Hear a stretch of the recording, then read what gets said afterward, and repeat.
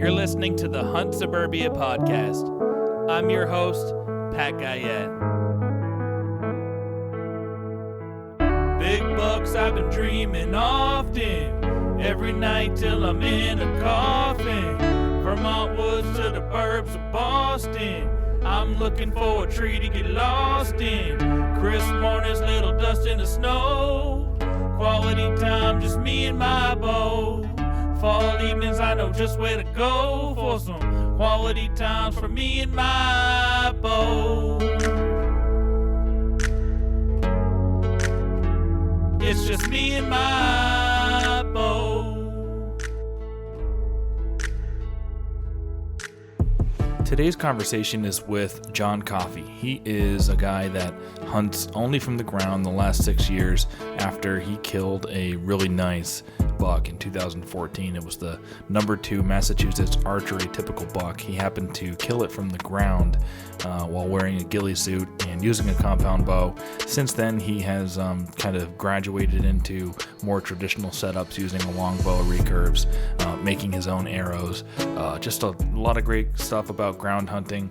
Just goes to show you that you don't have to get up into a tree. He's an old school guy. Had a really fun time talking to him. And, tonight is the eve of the Massachusetts opener in the Eastern Zones. So let's get amped up. And I hope everybody has fun hunting who's going out tomorrow. And we look forward to some kill stories this week. Okay, welcome back to another episode of Hunt Suburbia. Today I'm joined by a special guest, John Coffey. He has killed an incredible buck that we'll post pictures of. That was the number 2 buck, mass archery buck, right, in 2014? Archery typically, yes. Archery typical. Really nice deer. It's got a lot of mass, and he killed it from the ground in a ghillie suit. So it's a unique way of hunting. I know that there's a lot of people in the country that do hunt that way, but the percentages are, low comparatively for bow hunters. And, I grew up hunting on the ground with a gun. So when I first got my compound bow 4 years ago, I started on the ground. I didn't have any stands or anything. And I'm really interested in, learning some more about you and from you about ground hunting, especially with the bow, because, it's nice to not walk into the woods with a stand on your back sometimes. So welcome and thanks for coming. Oh, thank you for inviting me. Actually, I feel pretty flattered. I consider myself an average hunter. So I was a little surprised, actually, to get the email asking me to be on here. But hopefully I have some good stories and see how it goes. No, we want to have average hunters on the podcast. That's kind of the point of this podcast. And especially, I think you're a great example of the type of hunters we want to have on, because you call yourself an average hunter. I think you're probably above average and you're being a little bit humble. But you're an average hunter that killed an exceptional buck. And to most hunters out there, I think, that's the ultimate goal. Is like you go out and you have that drive every single day, because there is always the opportunity you can kill an exceptional buck like that one. So we've got a lot to talk about, but why don't we just talk about that story first and foremost, about that buck. Now, was that your first year hunting on the ground with a bow?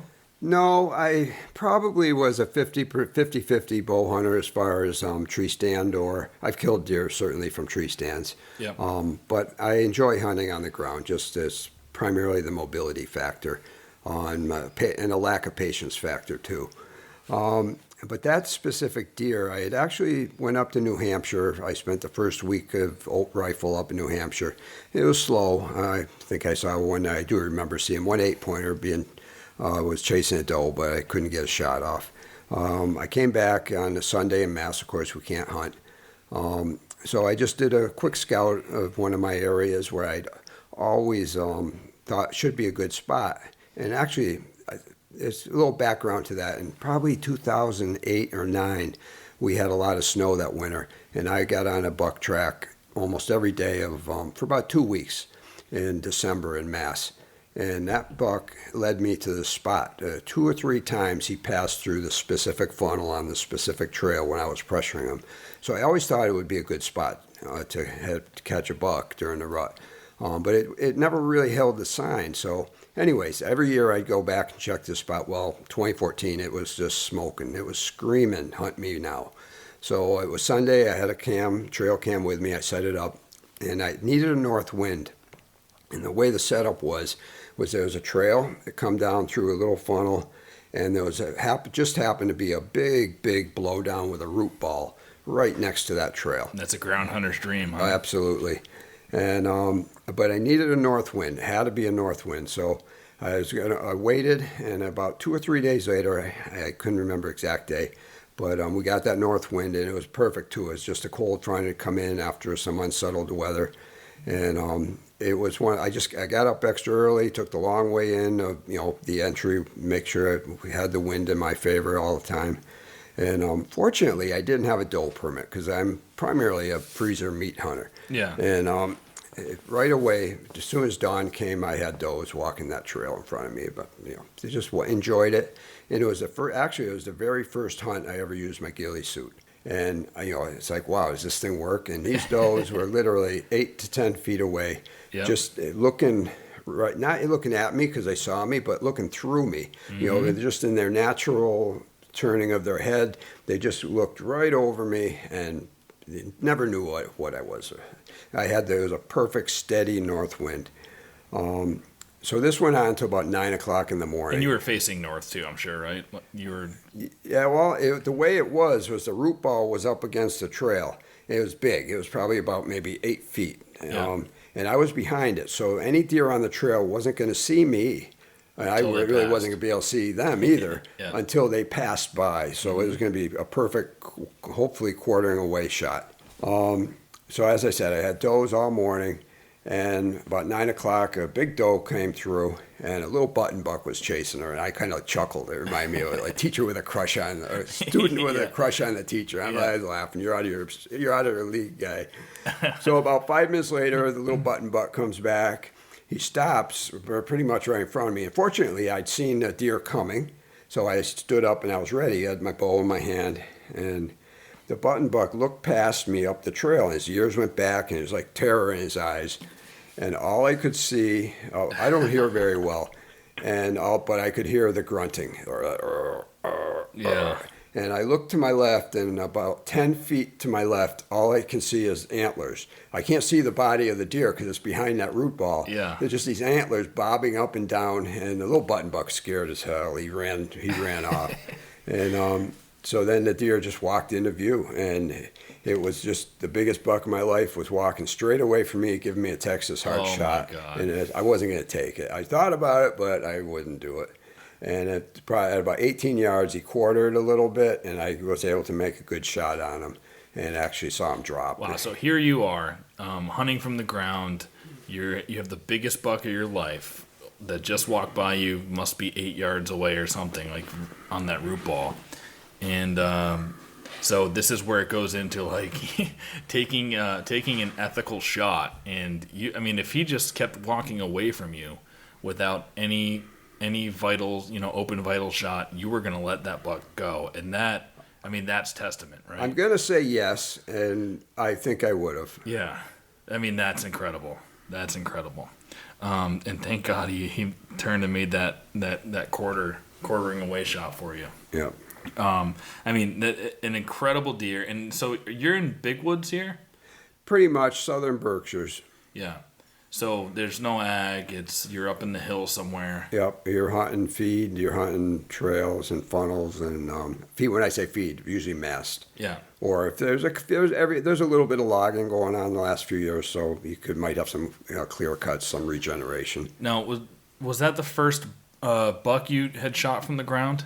Growing up with a bow, with a bow, yes. Yeah. With a bow, yes. I've taken shotgun and deer from the ground. And so you said what led you to that spot was tracking. Was it the year before tracking with a 3 or 4 years? Yeah, but with you were tracking with a rifle, right? Which you said is one of your favorite things to do. Correct. Yeah.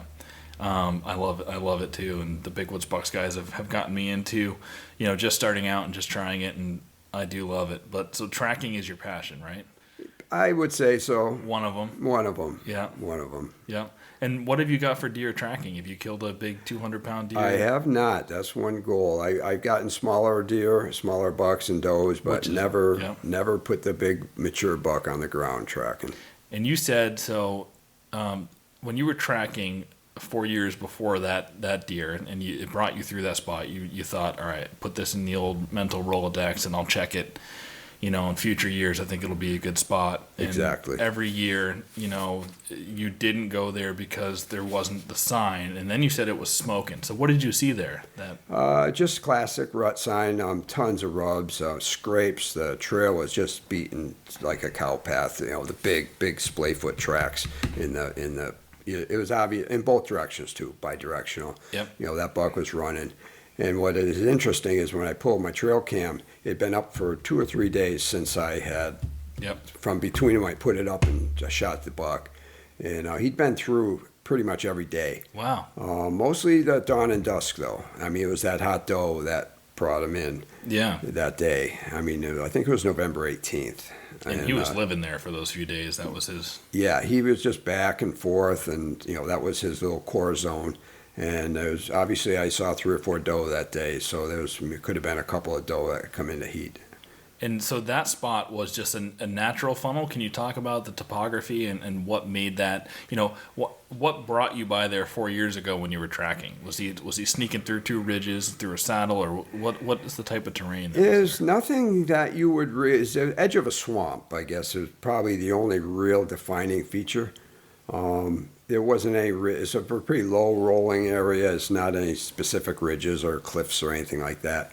Probably just really the swamp kind of generally funnels the deer, and so along the edges. It's just one of those places where you find a trail, and you look around and you say, well, a lot of times you're walking through the woods, you're walking naturally end up walking the same places that deer are going to walk. It's just, right.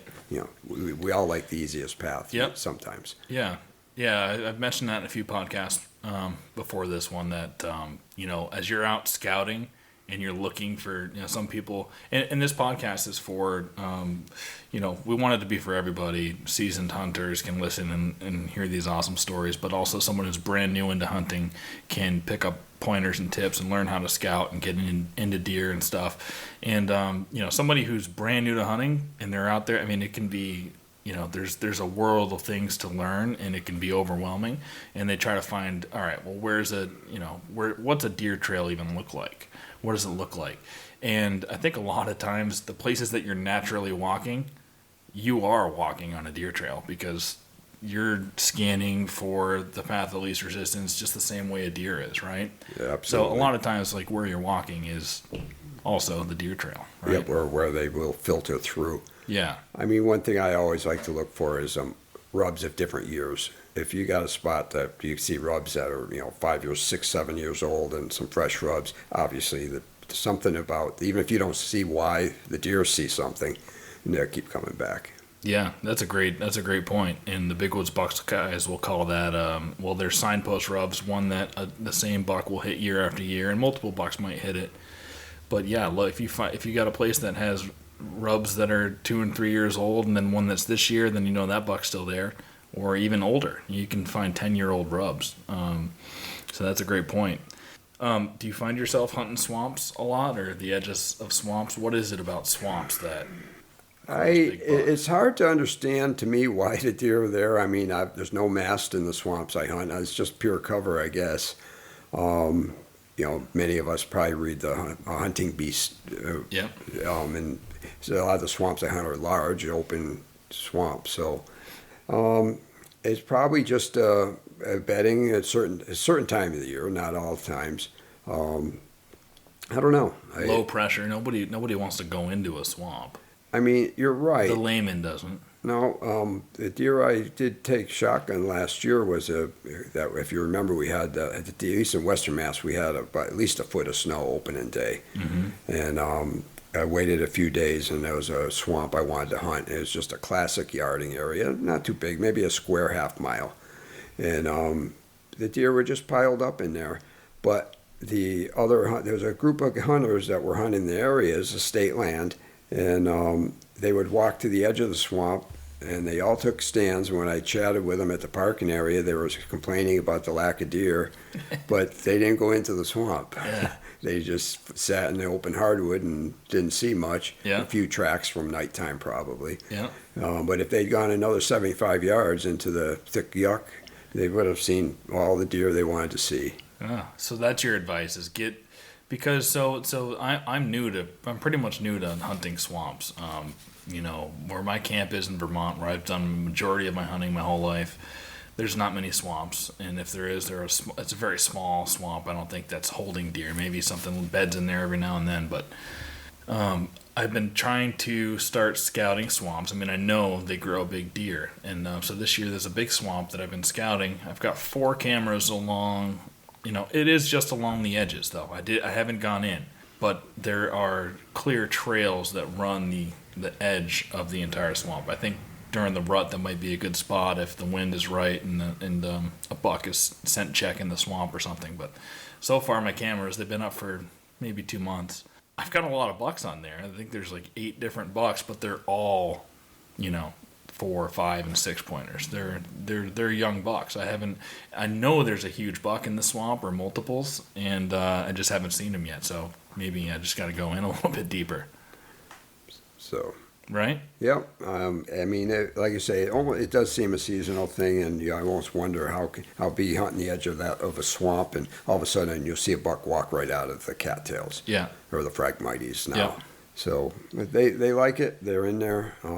Now, do you have to wear anything special to get into that swamp deeper? Do you wear waders or anything, or what are you wearing to get in there? I generally don't. The swamp I just mentioned was just more of a hemlock swamp. We had the snow. It was frozen underneath, so you're just walking like you would through regular big woods. I wasn't wearing anything special. I do wear wool most of the time. I don't go for the more high-tech fabrics. They may be fine, and I know people love them, but I still a little bit old school. Wool's great. Yeah, the old green Johnson pants. Show you how old I am. Yeah. No, I grew up wearing those too. They would end up getting holes in the crotch quite a bit, but yep. Yeah, that's the only part that would break down. But those are great pants. So I'll usually hunt the edges of the swamp. I mean, if they're in there, I think they're in there to bed primarily. So if I just go busting right in, they're probably going to go busting right out the other side. Yeah. So. Yeah. All right, let's go back to that buck that you killed, 2014. Was I imagine that made you ditch. Did that make you ditch hunting from a tree stand? Yes. Did you just all right? So why? Just because it was like it happened perfectly, and did it pump your adrenaline more than usual? No. It sounds funny, but I always get excited after, and I'm walking up to an animal. I generally stay calm. Like during, most of us probably go into that zone. You see the buck or a doe, even a doe coming, you feel you're going to get a shot, and there might be a little bit of nervousness initially, but then it just zones right in, and you just focus in on that kill. Yep. That's how I do it, and I'll be excited afterwards. But even with that big buck, I don't know how, but I was calm. But I imagine afterwards you were shaking like. Oh yeah, when I walked up to it, usually they keep shrinking smaller and smaller as you walk up to it. But this one kept getting bigger and bigger. But awesome. No, since then I haven't hunted from a tree stand. I think in that's 6 years I've taken 7 deer, and they all been from the ground, not all with a bow, but. My two of those were traditional kills. That was in 2017 and 2018 were traditional kills from the ground. One was still hunting, and one was I'd just taken a ad hoc at the moment stand based on some hot sign I found during a midday scout. I think that's one of the biggest benefits of being a ground hunter is just you're 100% mobile. You can go anywhere you want to. You're not, you don't have to find the right tree. Right, you don't. You can literally stand on any piece of the earth that's been created. I always said all I need is a tree that's about the same width as my shoulders, and I'm all set just to stand behind that trunk. Yeah. I know a lot of the guys lately have been moving into saddles, If I did hunt Which is also like really good mobility, but not as good as ground. I mean, no, if I did hunt from the tree, I probably would hunt from a saddle. But like I said, it's a patience factor. I generally aggressive, keep mobile, especially during the rut. The bucks are moving, they're following the does. The feed changes all the time. The palatability. Think of your garden. This is the first year we ever had put a fence up around the garden, but it was only like a 3 or 4 day window where maybe the palatability of those plants was just right for the deer, and they came in, hammered it, and then they never came back. Or the jewel weed, we got a big patch of jewel weed, and the deer, there was a 3 or 4 day window. Every night they were in there eating it, and then they stopped, even though they only ate half of it. There's something about the plant changed. Yeah, they're picky, huh? They are. I mean, it's funny you mentioned that. My wife is from Kyrgyzstan. She grew up in the Kyrgyz Republic, over there near all the stands, Turkmenistan, Tajikistan, pretty close to Afghanistan. And her parents moved in, and they live with us here now. And they've grew up their whole life planting gardens. And every inch of soil on their property in Kyrgyzstan was used for a purpose to grow crops. So they were excited to start a garden here, and we just behind me here, we've got 3 raised beds, and they planted it. And boy, if they weren't all about hunting before, they are now, because the deer would jump the fence, and they ate every little piece of the tops of their tomato plants. And she was devastated by that, and my wife goes, "All right, Pat." I mean, she loves hunting. She loves deer meat too, but she's like, "All right, you can kill some more deer around here." They jump. But you're right. It was only for about a week that they did that. Yep. There were other plants in there that we guarded, and they really haven't been back since then. But that's interesting. Let's talk about the traditional side. So you killed that big buck with a compound bow from the ground, and what got you into graduating, if you will, to a more difficult, shooting setup? I've always shot traditional for fun, but I mean 3Ds, shooting in the backyard. I mean, for 30 or 40 years, I've never stopped shooting traditional, even though I would hunt with a compound. And I really wanted to hunt with a traditional bow, but I just never felt confident, never had the consistency. And the reason for that is cross-eye dominance. I'm left-eye dominant, strongly left-eye dominant, and right-handed. I know there's some traditional archers who are cross-eye dominant and can shoot very well, whether it's instinctive or however aiming system they use, but it wasn't me. I was the sight picture was never there. I might have days when I was very accurate, and I'd have days when I couldn't hit a broadside of a barn. So I actually, in 2017, I decided I'm going to teach myself to shoot left-handed, and it took all summer. It was tough getting that left-handed release, but sooner or later everything started clicking, and that fall of 2017 was the first year I truly committed to hunting traditional, and I took a dose still hunting. And you hunted left-handed? Yes. Yeah. As you see, those 2 bows sitting on the table are both left-handed. Wow. So you changed everything about your setup. Yep. But if I shoot my compound, I still shoot right-handed. I shoot all my guns are right-handed. Yep. The only thing I do left-handed is shoot traditional bows. So just for people who are, I know we've got some people listening that, don't know what traditional means. Can you explain to them what that is? I mean, it's essentially like the Native Americans hunted, right? It's a recurve bow. It's a stick. What does it mean? It's a stick and a string. It's a bow. It's generally a recurve or a long bow, or if you go really on the primitive side, a self bow, which is generally just made out of a solid piece of wood, or it might be backed with rawhide or some natural fiber. Mm-hmm. A self bow is something you make yourself. It's not that you made it yourself, but it's a self piece of wood. Okay. Yep. But I generally shoot more the old, into traditional, like anything. There's many different flavors of it. You have a more truly modern traditional, which is say Olympic recurve or newer ILF bows, which are all composite and metals and fiberglass, very, very adjustable. It can be fine-tuned. They're just wonderful, efficient shooting machines. And then you got what I call old school traditional, which is people would recognize as, say, Fred Bear. Yeah. Just a standard laminated recurve, has a wood handle, might have wood or fiberglass facings, backing and facing, or back and belly. Long bows generally are wood back, so they look really pretty. I shoot both. I have brought both with me here today. I also shoot wooden arrows. I craft my own wooden arrows.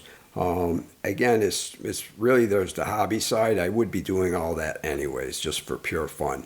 I just love building up tuning a set of wooden arrows. That's really cool. The feathers on those arrows, some were purchased commercial, but some were from wild turkey that I took the wild turkeys I shot in the spring, and then I make the feathers. And what are these feathers here? Those, what Patrick's touching right now are the silencers on the bow. They're just for, I'm not sure what kind. Some guys use rubber string silencers. Just like on your compound bows, you'll have silencers. It just to dampen the string vibration, make it nice and quiet and smooth shooting. Yep, I thought they were turkey down feathers at first. No, actually, I think that's muskox. I probably spent way too much money for it. That's awesome. So, did you start shooting traditional bows before you even hunted at all, or just before you hunted, with a traditional bow? Actually, did you grow up shooting compound bows and then you got into hunting later on, or? I mean, to show my true age, I started hunting in the late 70s.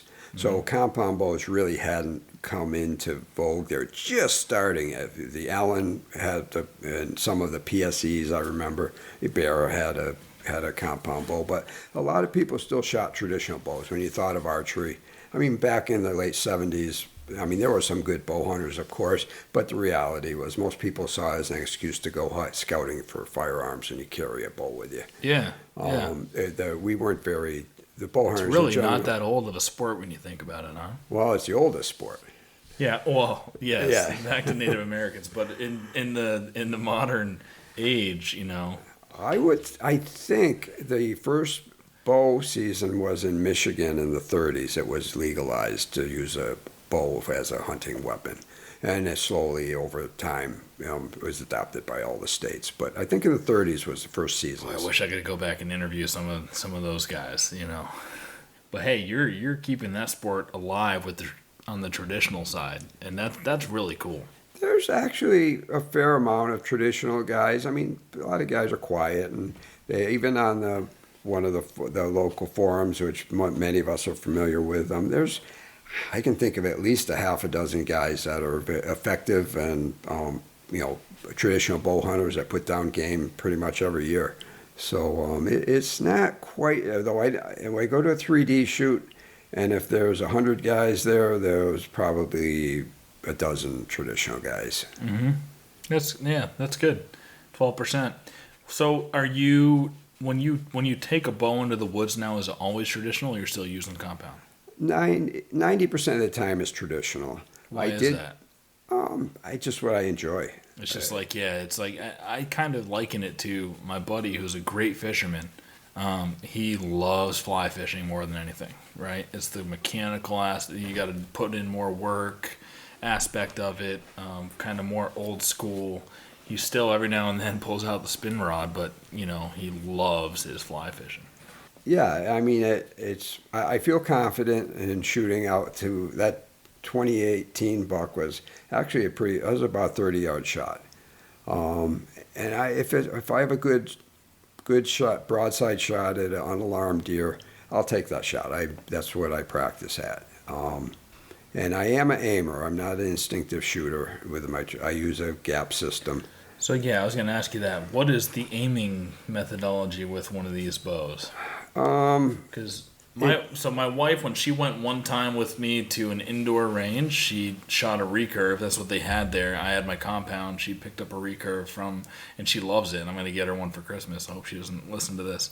But it's going to be a great Christmas present. She really wants it. She really enjoyed shooting a bow. But there was no, it was essentially just kind of look at the end of the arrow. I mean, a gap shooter will generally does use his arrow as basically a aiming pin, if you will, and at a certain distance that arrow will be point on. If you're a 3 under, if you grip the 3 under the arrow nock, your point on distance will be much closer, and you have a smaller gap. I shoot split finger. Just it feels for me, that's what I like to do. So I have a pretty big gap. But after you do that for a while, it does start to become automatic. I won't say it's instinctive, and I won't say it's it's just a different way to aim. Yeah. Some instinctive shooters are just shoot lights out. It's unbelievable. And they'll shoot running deer sometimes, right? Shoot running deer. Would you do that? Have you done that? No. I'm not sure I would. I mean, I play around in the backyard. I'll have somebody roll a ball across the yard, and you'd be surprised how you can get, how good you can get. And the Native Americans did. Yeah. Oh yeah. Although it's perhaps, I'm sure they did. We like to think of the noble savage and the highly in tune, but the reality is they ran herds of buffalo off cliffs. They were after getting meat, so they they were probably really good at shooting running animals. If I had to take a guess, But but aiming, I'm a gap shooter. I'll estimate the distance. I mean, again, it starts to become automatic. And I'll see that sight picture, and I'll know the point. I'm focusing on the point I want to hit, and the arrow is in that tip of the arrow is in that sight picture. And when it's right, I'll release. It just happens. Instinctive shooter, it truly is like hitting a 3-pointer in a basketball. You're running down the court, and you just pull up and shoot. Yeah. Well, in gun hunting, it's like you want your gun to feel like an extension of your arm, and it's just natural. You pull it up, and boom, instinctively it's going where it needs to go. Yeah. So, that makes a lot of sense. Okay, let's get into the raffle real quick. We will draw a winner, but I want to talk about next week's raffle first. Please go on and, again, the reviews that you guys leave, if you're able to leave a 5-star review and write a comment wherever you're listening, those are going to be the most heavily weighted. But if you interact with us anywhere, give us a subscribe on YouTube, hit the little bell that will alert you when we drop new content on there for us. Go to Facebook, find us there. You can find us on Instagram, and just keep commenting, sharing, and subscribing, and all of that stuff's really going to help. And next week we're going to do 2 raffles. We'll pick 2 names. One for Onyx, again, another elite membership. We can't thank Onyx enough. They are they've been very generous in giving us 10 memberships to raffle off and give back to the community, and it really is it's something I use daily in the off season when I'm scouting, and you use it while you're hunting. It's a really great tool, so we love those guys. And then another sponsor that's coming in is Cook's Fatal Attraction Deer Scent. Now they've got cover scents, they've got scent sticks, they've got doe and heat, and from what I've seen on social media, there's a lot of big bucks to back up their product. People are killing a lot of big bucks using their product. So I'm really excited to try it out. They sent me some, and we're going to give away 1 scent stick and 1 bottle of doe and heat to another lucky winner next week. So go check them out, and we really look forward to picking up new sponsors and bringing you guys great products. All right, we're going to get into the winner of last week's raffle. We drew a name. Congratulations to Chris Muddy. You just won a year's elite membership to Onyx. So shoot us an email to huntsuburbia@gmail.com, and we'll figure out a way to get you that subscription. Anybody wants to shoot an email, please do. I've been getting some emails from new hunters, which is great. I mean, that's the purpose of this podcast. One of the main purposes to provide a resource, some great conversations that new hunters can learn from. We actually had a guy from Pakistan who moved here 3 years ago. He was used to hunting over there, and he can't wait to get out and hunt some deer here. So he's been going back and forth with me. He's a new citizen here. So congratulations if you're listening to this. I hope you get out there and get a deer. You're going to love hunting here. And, I think there's been 3 or 4 other, new hunters that have been hitting me up on email. So please do. I'm happy to help if I can. Maybe down the line, we're going to build a mentorship program where we can actually have folks who are listening to the podcast that want to take out someone new and show them the ropes when they have some free time. That's something I want to do. So if you're interested in doing something like that as well, shoot us an email, huntsuburbia@gmail.com. Thanks again, everybody. And so you told me before the podcast that you want to shoot, one of your goals is to kill a deer with a stone arrowhead, right? Correct. So tell me what goes into that. Now, I'm looking at, we'll post this up on our social media as well, but looking at a box of arrowheads here, and these are all arrowheads that you've made yourself, right? That's correct. What goes into, what do you have to do from these arrowheads here to put it onto an arrow you made yourself? You're going to sharpen it a little bit more? Well, it's, for one thing, traditional archery really for me was the gateway into primitive archery. The napping is just very addictive in and of itself. So you need a highly crystalline rock. People could say flint, but the reality is around here it's mostly chert. Eastern New York has quite a bit. Maine has quite a bit of chert. In certain spots, some very high quality chert. I actually drove out to Ohio a couple years ago and quarried most of the stone that's used in that box right there. It's the rock that's good. They're beautiful looking. The rock that's good for napping is it fractures predictably. It's very high silica content, and it'll always break at a 30-degree angle to your strike. And you can use any type of like antler or copper to tip tools to shape them. Other rocks, softer rock, a hard rock hitting a softer rock. Yeah. And it's just like anything else. It's just a lot of practice. What you're looking at there is probably about 3 years worth of education, self-education. Are those all of the ones that you've made, or do you have more? I have buckets of them. I brought the better ones, so put it that way. Is it a kind of a therapeutic thing to do, to sit there and make these? Yeah, you just get totally lost. This one's awesome. I like.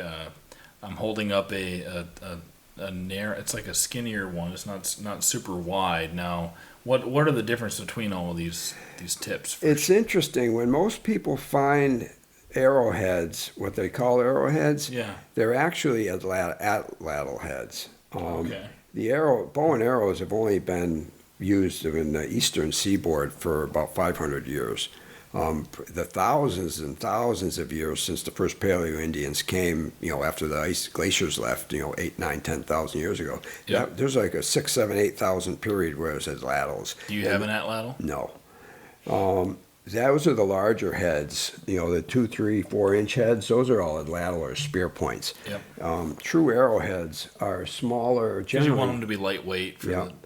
That would be, I just handed Patrick maybe an inch by 7/8 inch. That's a beautiful one. Arrowhead. That would be a true arrowhead. Most of the eastern arrowheads, the Lavana. Well, this looks like you got one that, that's easy that's what it's attach. for. Right. Yep. Actually, the natives generally just made a lot of triangular points. They're easy to make, and how do you attach that to an arrow?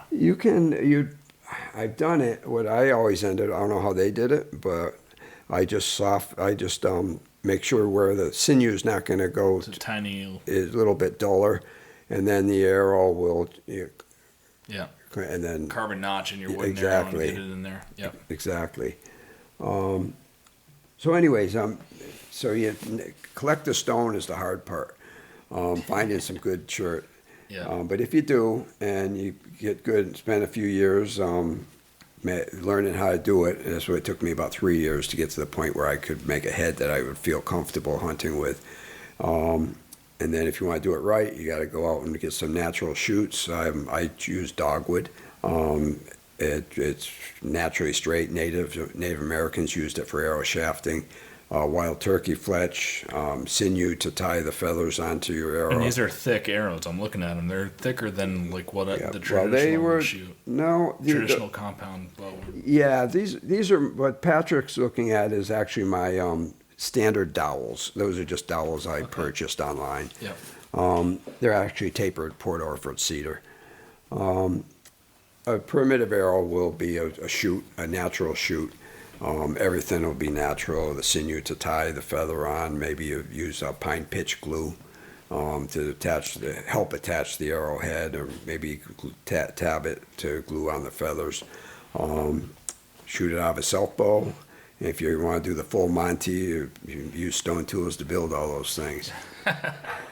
But I'm pretty confident if there was a global pandemic, let's say, you could go into the woods and survive for a long time. There's enough steel and iron in the world to last us 20,000 years. I wouldn't have to nap stone.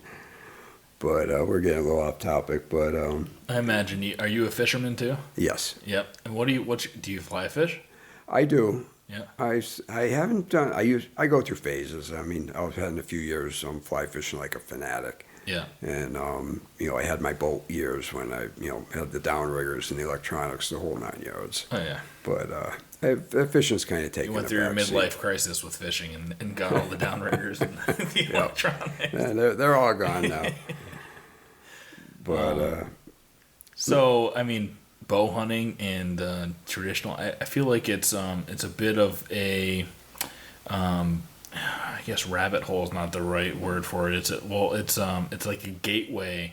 Like I feel like there's a little bit of a gateway drug to it, right? You started shooting a compound bow. You did some from a tree. Then you got that amazing buck from the ground. You're like, all right. And what I'm saying is, like, in a sense, it's a gateway drug that you keep trying to make it a little bit harder for yourself, right? Then you're like, all right, let's take my traditional bow out to the woods, hunt from the ground with that. Great, you got a few deer doing that. Now you want to go even more primitive and get one with a stone arrowhead, right? I feel like the next step is for you to get in that ladle and go somewhere where it's legal. I've thought about it. In Missouri, it's legal. Is it? Yeah, you can hunt for whitetails, and I mean, you can hunt hogs. I actually tried in that ladle. One of the local 3D tournament or 3D shoots, a gentleman had at ladle. And it is the hardest thing. It was how you can get accurate with them. What a great invention, though, back in the day. Jesus. Oh, it was. I mean, that thing is awesome. They killed buffaloes with those things. Mammoths, yeah. Holy mammoths. Awesome. So what are you doing this year for your hunting? You're going to New York soon, right? Yep. Thursday, I'll be driving in New York. 2 days from now. In eastern New York. It'll be state public land. So then that'll probably be the first couple of weeks of the season. Then I'll shift to local whitetails in southwestern Massachusetts, around local. Then I got a couple of thoughts on how it all falls out. Usually, then November obviously is rut time, so I won't be too far away from where I shot that big one. Yeah. Well, I was going to ask you that. Yeah, have you been back to that spot? No, I actually lost semi-lost access to it. There's some private land where I used to be able to access it, and now I could still access it, but I probably got about a 6-mile walk, but that's okay. Yeah, especially if you're still hunting on the way in. Yeah. Yeah. But so I'll be in Mass most of November, and then firearm season, pretty much stick to Mass, and if we get good track and snow, I'll go north. Usually I end up going northern New Hampshire. Yep. Now, if when you find a spot like, for people who are just starting out hunting, they would think you kill this deer that was it a 10-pointer? How many points was that 2014 deer? He's 11. He's actually had 3 pedestals. He had a little tiny antler coming off a third pedestal. Mm-hmm. So he was 11-pointer. and very thick, just a deer of a lifetime. You kill something like that, and I know I've always thought this too in Vermont, growing up in Vermont. My camp is very like old school. Everyone that's, pretty much everybody just hunts rifle. They get their spot and they hunt that spot every year. It'll be like my uncle's had his spot. He's been hunting for 15 years. Before that, he hunted the same spot for 15 years. He goes there every morning opening day, no matter what. And they have a ton of fun, and that's really all that matters. Well, yeah, and he kills a deer almost every year from that spot. Doesn't care how big it is, but, he goes back there. What keeps you from going back to this spot every time? Because you don't want to go every time. Oh, I check it out, but as I said, I'm not going to hunt there. There's no sign, right? Right. I'm not going to hunt there just because I killed a deer there. It needs the sign now. Yeah. I mean, that's really why. I think I'd probably would have evolved to pretty much strictly ground hunting anyway. I rarely sit in any spot for more than hour and a half, 2 hours. I just don't have the patience to do all day sits or even long multi-hour sits. But I still usually I put every year there's deer in the vents, a deer in the freezer. So, and I think that if I was hunting down east and I had a lot of little woodlots, 10 acre, 15 acre patches, you really can't do that. I probably would be up in a tree. Yeah. But where I am, there's a low deer density. There's pockets of deer. They're moving all the time. I have to go find those pockets. And the only way I can do that is by moving around and finding them. And as you're moving around and finding them, do you, you get to a new spot, you find some sign, some fresh sign, you sit there for an hour and a half, and then if you don't see anything, you keep moving? What's your strategy for when do you stop and stay in a spot versus keep moving on? It depends on it depends how hot it looks. Last year it was a compound deer I got with my bow, and what had happened is there was a clear cut. I just wanted to it was almost going to be an observation sit for at dusk and see what the deer were using a clear cut. And on the way out, I passed an old signpost that I had killed a deer here in 2009, and the signpost just dried up. They were not hitting it, but somebody was last year. That signpost was hit pretty good. So I said, I'm just going to stay here and do some calling. And there was a tree that had fallen over, a big brush pile. I got into the brush pile and made a clear. Made a ton of racket, breaking branches, and it was prime rut too. I want to say if it wasn't Veterans Day, it was a day or two after. And so I settled in. It was about 3:00 in the afternoon, and after I broke all those branches, I hit a series of grunts, and literally within probably a minute, I look and there was a nice 6-point buck running, trotting at me.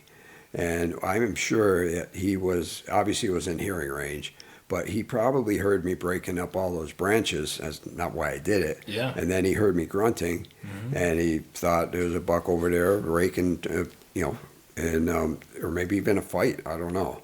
But he came in, and I got him. I was actually sitting on the ground. I had to roll over and kind of roll up to my knees and make the shot, and I got him. And so that's it. Awesome. That's how I like to hunt.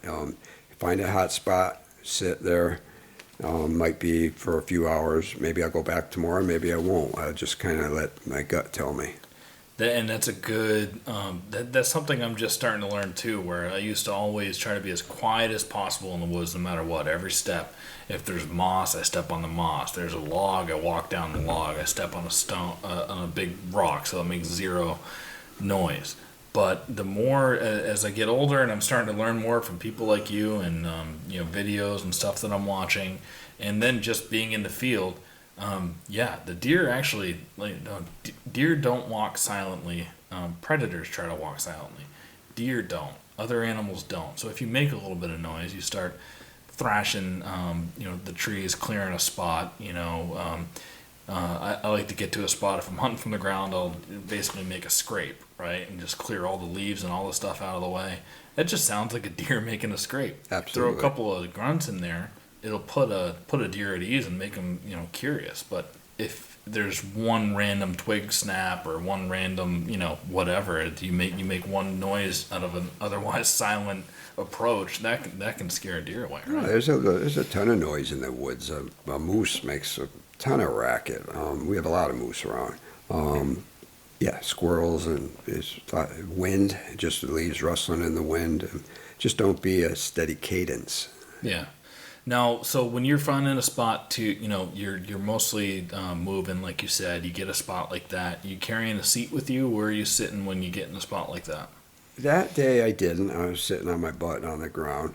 But generally I will carry a small, if some of the older trad guys would recognize it, it's called a Torges seat, Torges. If you Google it, it'll show you. It's just a wooden platform with a rope, and it just acts like a cam, and it fits right in my day pack. It's probably about 10 by 12. It weighs probably 9-10 ounces. Yep. Sometimes I'll use a Nifty seat, which is a brand name commercial thing. I don't think they make them anymore. A lot of guys will recognize that. Yeah. So it depends. If I'm gun hunting, I rarely carry anything extra. If I'm bow hunting, I often carry a strap-on seat.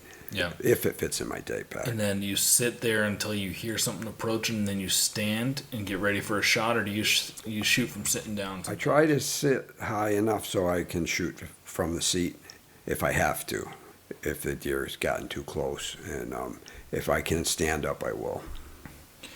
Most of my practice is from standing up. So. Yep.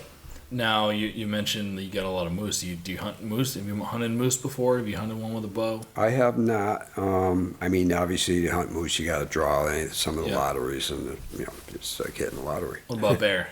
I've gotten 3 bears over the years. Yep. Out in the Berkshires? Yep. We're infested with them. Yeah, I heard that's pretty good bear hunting. I was up in. I just got back from an elk trip actually last week, and did you get anything? my wife sent, as I'm on the way into the wood up the mountain, I get a text from my wife, and there's probably about a 400-pound black bear in the backyard checking out the garden. Oh, big one. Did you get an elk? No, came close. Where'd you go? Northwest Colorado, like most of the eastern guys. First elk hunt for me. Two guys I went with are pretty experienced, so to me it was a learning curve. It was my educational trip. But I was sitting on a wallow, and it was about 5:30 in the afternoon, and I had a big cow elk come in. You gotta pick your poison. There were 3 trails coming into the wallow, and based on the wind, I was sitting closest to one of those trails. I was going to lose one and have the other 2. And of course, she came down the trail that was right near, and she came in behind me, and about 10 feet away, I looked to my right, and there was elk legs. And she looked at me, and I didn't move, and she took a step and looked around at another tree at me, and I didn't move, and she stepped out into the clearing, and I thought I was a perfect 20-yard shot. I had my recurve, and but the minute I started to raise that bow, she'd already known I was there, and she just took off like a shot. But what I did see right after that was a big chocolate cinnamon phase black bear came in. Oh, wow. I'd never seen one before. It was beautiful, beautiful animal. Brown phase black bear? Yep. Yeah. In fact, I thought it was a big bull elk because all I could see was the chocolate. I thought it was the mane coming through the trees. And then when it popped out into the open where the wallow was, I saw a big, huge bear. Awesome. What an experience. Now, were you hunting up in elevation? Most of the hunting was between 8,000 and 10,000 feet. And did you guys have to hike all the way up that way? Every single day. Oh, yeah? So how'd you get in shape for that? Did you do anything special? Not as well as I should have. But I got through it. I was the oldest guy on the trip, but the other 2 guys weren't far behind me. But I did exercise a little bit during the summer. I go for hikes with my pack loaded up to around 20, 30 pounds. And but not as much as I should have. It was still sucking wind the first few days. Yep. So this year, going into the deer season, do you have any cameras out? Like, what is your scouting just going to be? Get on the ground, go to places I know there are deer and I've seen them before, and check for fresh sign, or what? Like, what's your plan? That's pretty much it. I mean, I've hunted the same areas for literally decades. Yep. So it doesn't take me more than a day or two to make a quick reconnaissance through the area, and I'd like to think I figured it out. I probably haven't, but so that's exactly what I'll do. I do have right now. I put out one camera on Sunday, and with that big hemlock swamp we talked about earlier. I just have a gut feeling that there's some big bucks that hide in there during the day, and then they go up into the hardwood. There are a lot of acorns this year up there, and feed there's at tons night. of acorns. But I think my odds of catching one on the camera are probably pretty small because there's not any really defined trails. So I just put it where I found it when the snow was there last year. I did find the trails. And so I just put it on what used to be a heavy trail in the snow. We'll see what happens. Yeah, it's hard to find.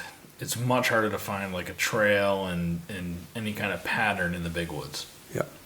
Than more around suburbia.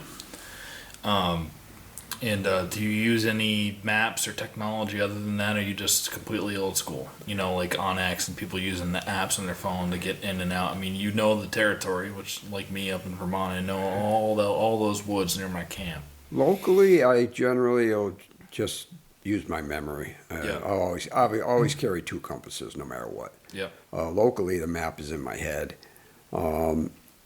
When I'm in a new area, if I'm up in northern New Hampshire, or, occasionally Maine, or when I was in Colorado, I carried a map, a GPS, and two compasses. Yep. And one of the compasses actually died on me.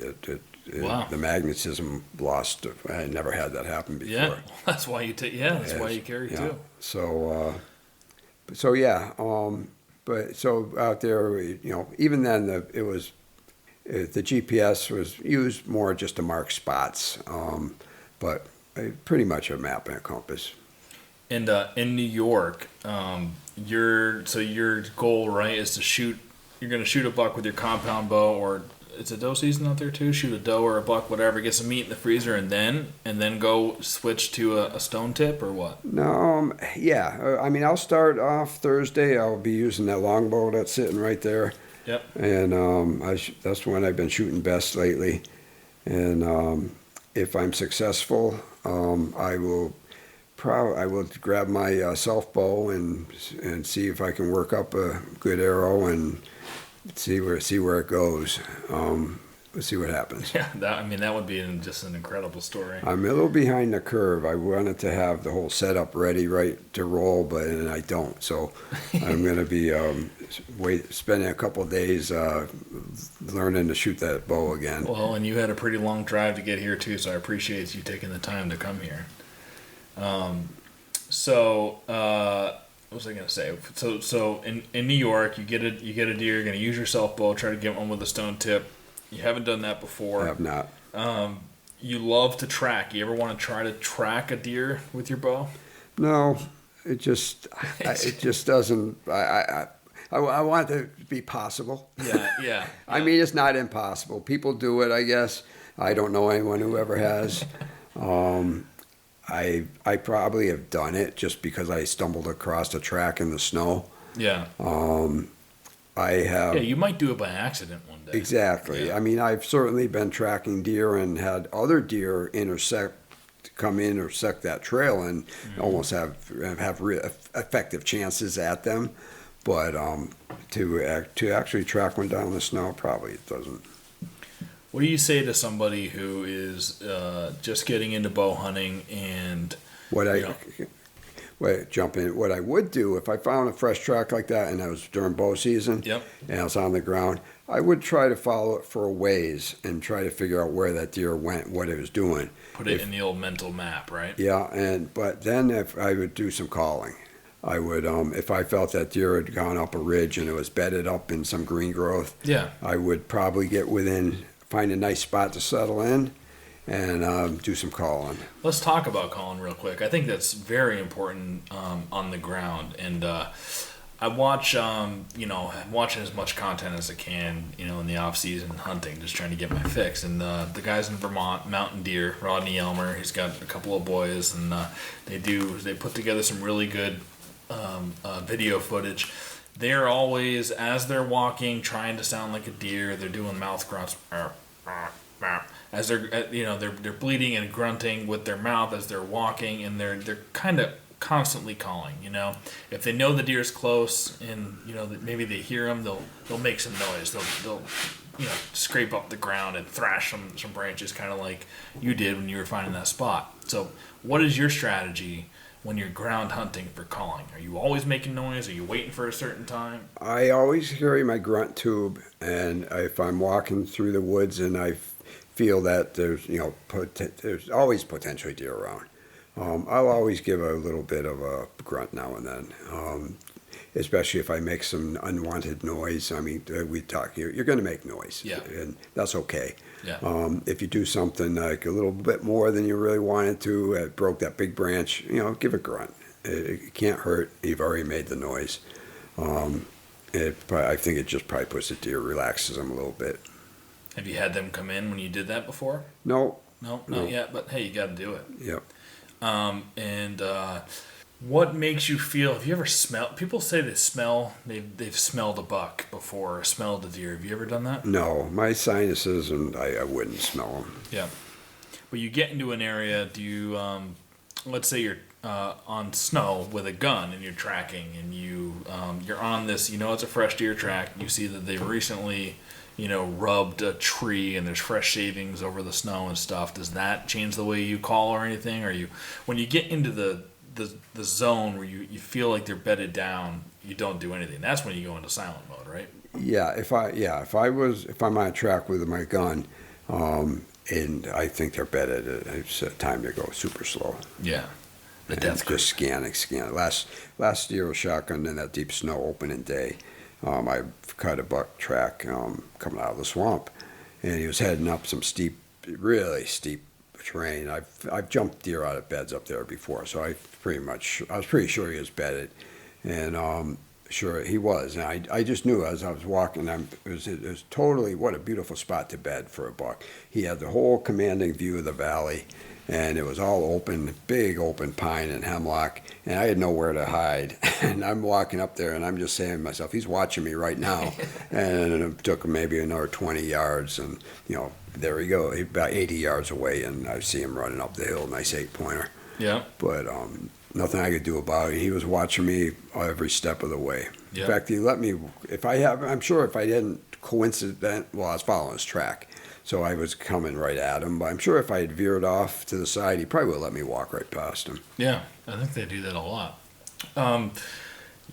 Your 11-pointer, obviously, bred some does, and his genes are still around in that area. Have you seen some big bucks after you've killed him in that general area there? No, but in that area, in 2000, 10 years before, I did take a nice buck. It was a 150-incher during the shotgun. Probably his lineage, huh? And actually, that's interesting because we I had a camera out the year before in July, and I had a picture of this buck, and where I ended up killing him a year later was literally in December, was within 5 feet of where I had that picture from July. Yeah. Huh.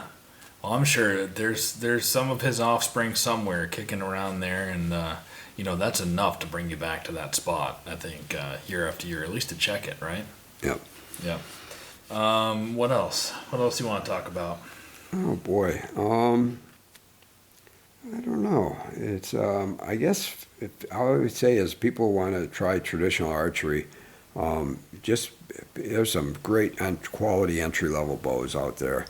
Is it right to say brand names? Absolutely, right? Yeah. I think Samick might be out of change to another, but the Koreans in general are big into archery, and they make some great entry-level bows. Even the American, of course, if you want to buy American-made, some of the entry-level Bear or Martin archery make some great stuff. There's so much online content now for learning how to shoot traditional archery. It's not like the old days, just fling, swing in a prayer, let that arrow fly and see what happens. The Push podcast for traditional archery is huge. And, they're all about shortening the learning curve, I think is their mantra. Yeah. Just do it, just for fun, even just for fun. And maybe you'll get the hook or get deep enough and you want to start hunting. But if you just want to fling arrows at 3Ds in the summer, that's fine too. Now, I don't know anything about pricing or anything of traditional bows. Is it any cheaper than a compound bow to go out and get entry level bow? A little bit. Those two bows right there. One of them is probably a mid-range longbow.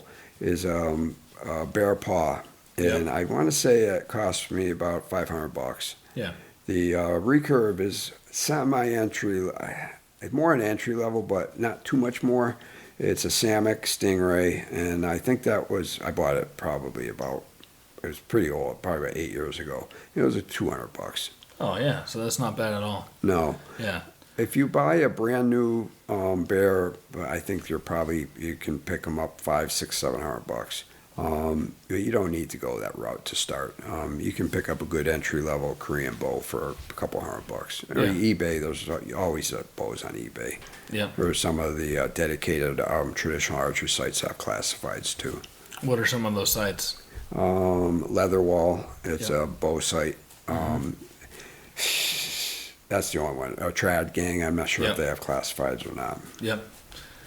Cool. And I think one thing people just getting into bow hunting, they sometimes they'll they can fall victim to just watching what they see on TV, or a lot of these YouTube channels even will be just guys with compound bows up in a tree in a stand.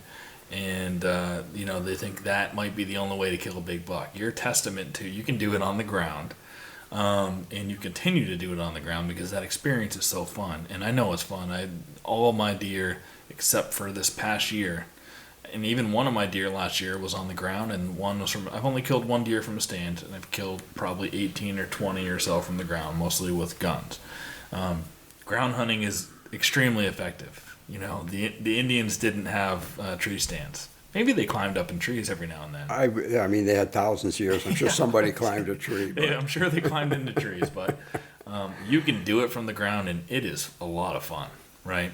It's a lot of fun. And do they need what would you say to somebody? So you're fortunate enough to be out. Western Mass, where there's tons of land and you probably don't run into hunters too much. Maybe you do, but here in the suburbs, it is, I think, maybe a little bit harder to hunt from the ground. You might want to be up into a tree, but what would you give for advice to somebody in the suburbs who wants to hunt from the ground? Think about how many times you've been out for a hike at the local park, or you ran into a deer reasonably close. Yeah. You could have shot that deer probably. Yeah. Right. So you don't have to climb a tree. As long as you have the wind. I mean, that's the big problem. The biggest problem is getting a consistent wind. Because you're hunting from the ground, but you're probably still taking a stand most of the time. So to get that consistent wind is the big one. Yeah. Yeah, that's one of the biggest disadvantages, I would think. Yeah, right. Because up in a tree, your wind can carry over a deer if they're close enough, and that's the theory anyway. So on the ground, scent control is even more of an issue. Yeah. Yeah. But I mean, everybody's had the cases where they've walked up on a deer in the woods, or a deer has walked up on them. If that happens once, it can happen again. Yeah. And make it happen. Yeah, exactly. Awesome. Well, I mean, hey, if you get, I know it's a longer drive, but if you get a deer, you want to come and talk about the story this year, we're doing that throughout the season, as close to the kill as possible. You get one with a stone arrowhead, I definitely want, I'll drive out and find out where you are, and I'll do one on the road and talk about that story. But I wish you the best of luck this year. That's a deal. It was great talking with you, and also, a couple of the guys that we talked about that I know there's quite a few that do this around here, but we'll try to have you back at some point with another, one of those dudes that you guys can. One last point, you asked about someone starting into it. A young gentleman, I consider him a friend, but I don't know how old he is. I would say he's probably late 20s. He started hunting and he went straight to a traditional bow. Yep. And Jumped right into it. he never shot a compound. He's always been into the primitive skills. I mean, the deer he got, the last 2 deer he got, he turned into buckskin, brain tandem, the whole 9 yards. But so last year was his first year hunting with archery. Used a bear recurve. He got a 10-point buck. Get out of here. Yeah, this summer he wanted to learn how to make wooden arrows. So he saw me. Every fall, a bunch of us get together. We call it the bow party before the season. And I was there shooting my stick bow with wooden arrows. So he wanted to learn how to make wooden arrows. So he came up the house and we spent a Sunday afternoon. I taught him everything. How great is that? Taught him what I knew. And so he made up a batch. He's been texting me questions all summer long. And so when I was in Colorado, I get a text, and there's his deer. He got a nice 4-point buck last week in Connecticut. Way. Yep, with the wooden arrows he'd made up. And it's his second year? Yeah, 2 for 2. Wow. So, I mean, you don't need any more motivation if you're listening to this than... But look, it's not always going to be that way. There's going to be a little bit of luck into that. You know, if you're new, you might not get a 10-pointer your first year, and then a traditional create your own wooden arrow 4-pointer the next. I mean, that's awesome, and that's all the motivation you really do need. A couple of the guys, I forget if it was Kevin or Dan or both of them that know who you are. Kevin Polis and Dan Jaros. They're also on Bow Sight, and they were on the podcast last week. But they're like, yeah, I've met John before, and he's a great guy. Do you recall meeting those guys? I don't. Probably names. I'm tough with, probably met him at a 3D shoot or something like that. So, are they from Western Mass or Eastern? Now one lives in southern New Hampshire. Dan's in southern New Hampshire. He works down this way, and then Kevin's not too far from here. Okay. But yeah, one of them mentioned you, and I mean, your story is great. The picture of you in your ghillie suit with your face paint on is just incredible. I mean, it looks like you popped out of a Vietnam jungle. We'll be putting that up on the social media so everybody can see it. And do you use your ghillie suit still? Unfortunately, I'm still struggle with getting a good clean release when I shoot my traditional bows. Some guys can do it, but you got to trim them up a lot. The compound, inside of your arm, you got to trim off, right? I have no problem with the compound shooting in the ghillie suit, none at all. But the traditional bows, I might get 3 or 4 shots off clean, and then the 5th one, the ghillie shoot the ghillie shoot just shifts, and some of those strings just get hung up, and it just doesn't work. Yeah. So, but do you still take it out with your compound when you go, or? I have. In fact, last year, I think I was in Vermont, and I was actually not Vermont, New York. And I had a good run shooting the stick bow with it. I was probably up to about 90%. And I would know almost before the shot if, the first shot was going to be okay, because I could really maneuver all the little strands. So I actually had it. And I had Buck come in. I didn't get him. But, so that was the last time I think I used it. But I've been toying with the idea again. See if I can make it work. And here's something I just thought of. Movies and stuff, you see Native Americans will sometimes turn their bow almost horizontal and shoot. Is there anything to that? Is there a reason why they did that? A lot of guys do cant a traditional bow somewhat. And it kind of, the long bows, or self bows especially, which is what the natives would be shooting, their risers are not concave like you see there. Yeah. So the bow is actually, if you have a perfectly vertical, your sight picture is kind of blocked by the bow. Yeah. So by canting the bow a little bit, you have a better sight picture. That's really what it's about. And some people, it just feels more natural. Yeah. It's just the way your body all aligns. Okay. Any thoughts of riding on horseback with your bow and killing one that way? No. Me and the horses don't get along.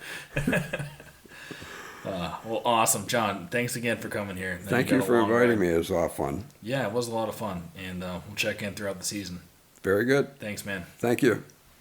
Thanks for listening to the Hunt Suburbia podcast. We hope you enjoyed it. We're going to release an episode every single Sunday throughout the season, throughout the entire year, and we will possibly be releasing some bonus episodes here and there throughout the week as people, come in freshly off a bow kill and tell their stories. We hope that happens throughout the season.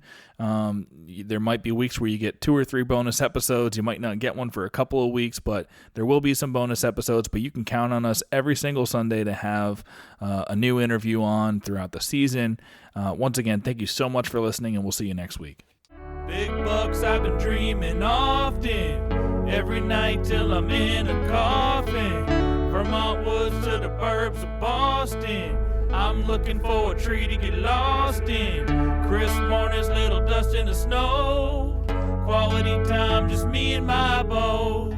Fall evenings, I know just where to go for some quality times for me and my bow.